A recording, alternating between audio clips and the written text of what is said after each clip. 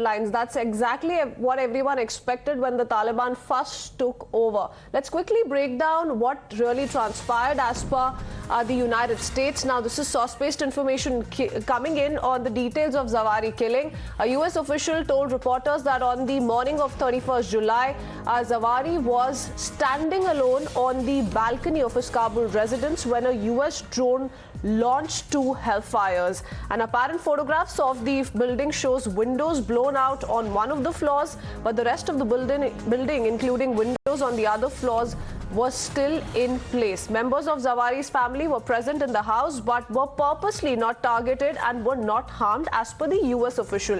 So yes, United States saying that we have no indications that civilians were harmed in the strike, that other civilians did sustain injuries. That's the US version coming in at the moment. Shinjoy can perhaps throw more light on what we're picking up. This is of course source-based information and in the realm of speculation given what officials in the United States have been maintaining, Shinjoy. But given that this was an order that was passed by Joe Biden himself a week ago, looks like this was nicely pre-planned.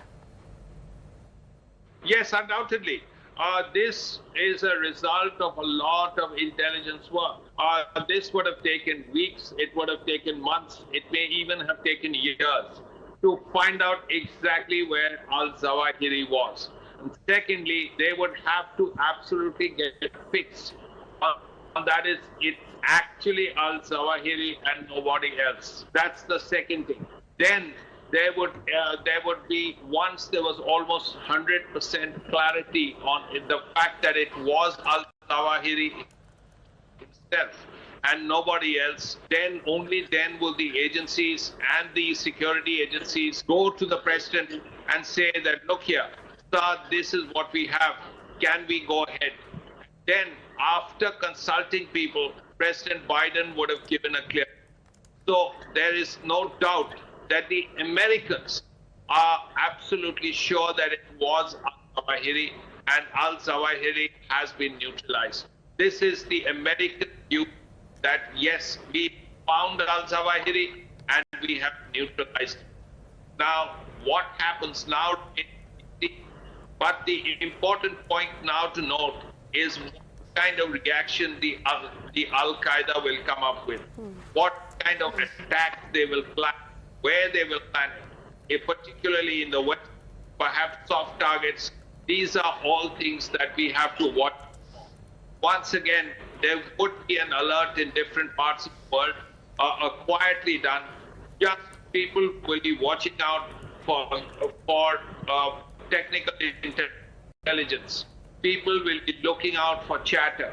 People will be looking out for phones, for satellite phone information coming out of Afghanistan. All these things are being watched right now because all these things can be picked up. So in Britain, in America, there are places which pick these up quite easily. Right. And these will be looking out for chatter.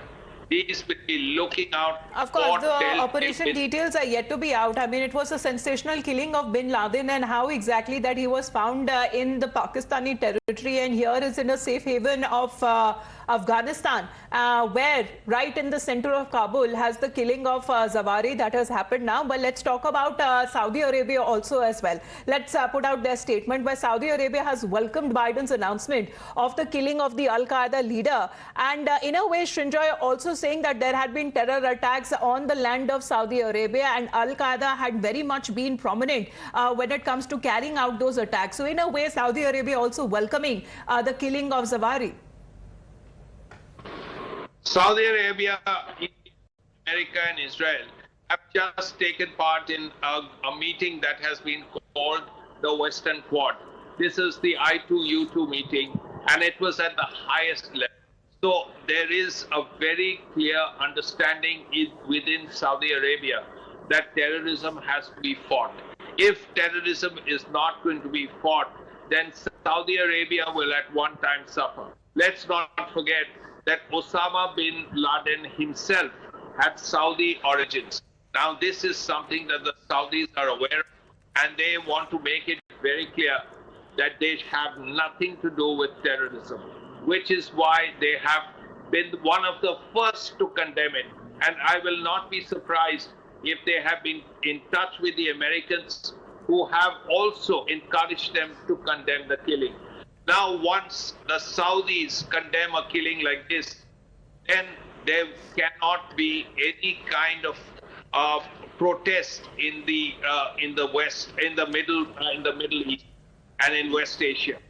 So that is something that has probably been worked out. Well, by Shinjoy, the more Americans. global reactions are likely to come in. This is something we've picked up early this morning and likely to become big through the course of the day, with a lot of reactions that are likely to come in as well. But yes, as far as Taliban is concerned, they've certainly not kept the promise, even on the face of it, that they made to the United States before that so-called takeover of Afghanistan. Let's see how that plays out. Shinjoy, thank you for staying with us. We'll come back to you in just a bit. Slipping a very short break here.